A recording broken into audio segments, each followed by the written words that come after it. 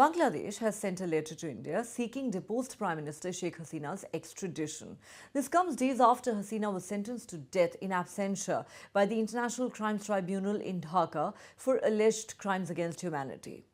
Hasina has been living in exile in Delhi since her ouster from office amid a violent uprising in August last year. The International Crimes Tribunal held Hasina guilty on multiple counts linked to her role in the crackdown on the 2024 student-led uprising, which ultimately led to her ouster. Prosecutors accused her of ordering lethal suppression. The tribunal held that she incited violence, failed to protect protesters, and even ordered killing of specific individuals. She was convicted on 5 counts: abetment, incitement, conspiracy, complicity, and failure to prevent mass murder.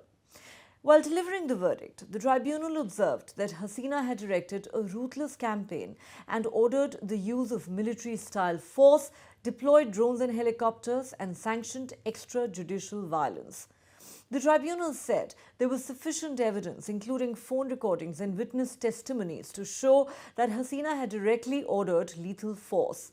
Her critics say beyond the immediate violence, there were systemic human rights abuses, extrajudicial killings, disappearances and torture under Hasina's long rule. We have decided to inflict her with only one sentence, that is sentence of death.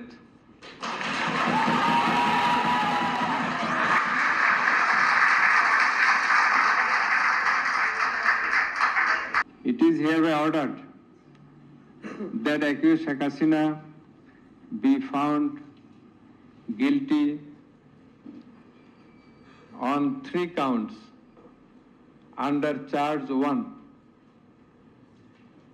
Count number 1, incitement. Count number 2, order to kill. Count number 3, inaction to prevent the atrocities and failing to take punitive actions against the perpetrators.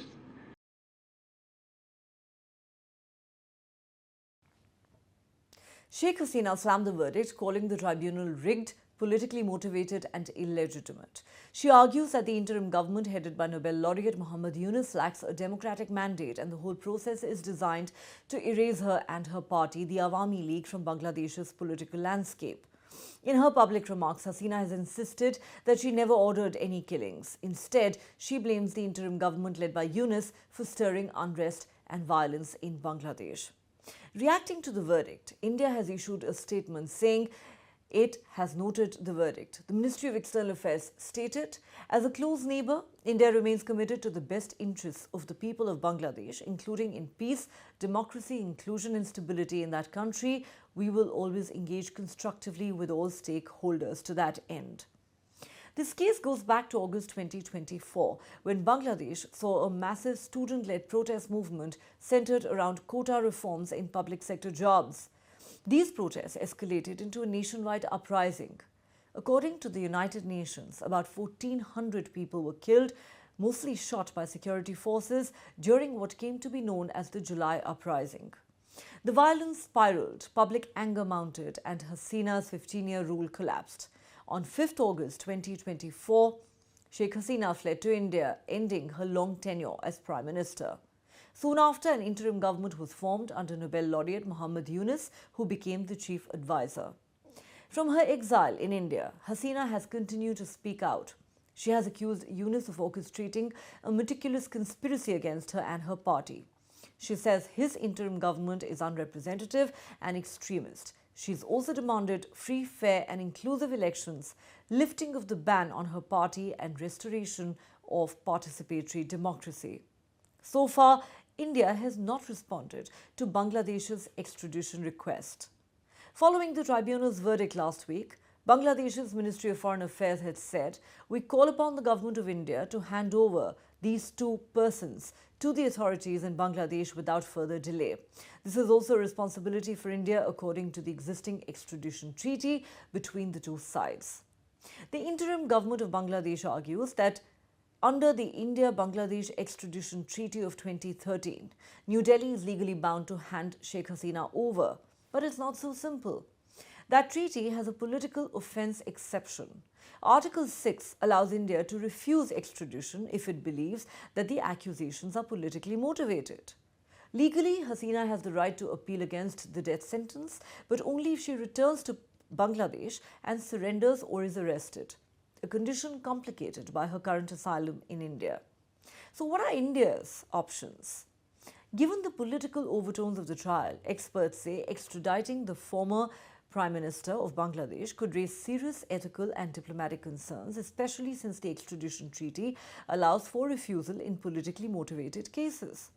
On the grounds of the political offence exception in the treaty, India could decline, especially if it believes the trial lacked impartiality.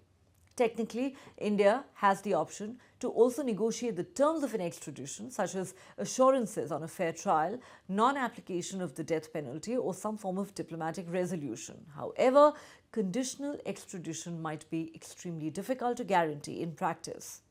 Sheikh Hasina has been a close ally of India, and New Delhi will need to balance its legal obligations with its broader regional interests. Besides, Bangladesh's political landscape is deeply fractured. Sheikh Hasina's party, the Awami League, has been banned under Bangladesh's Anti-Terrorism Act.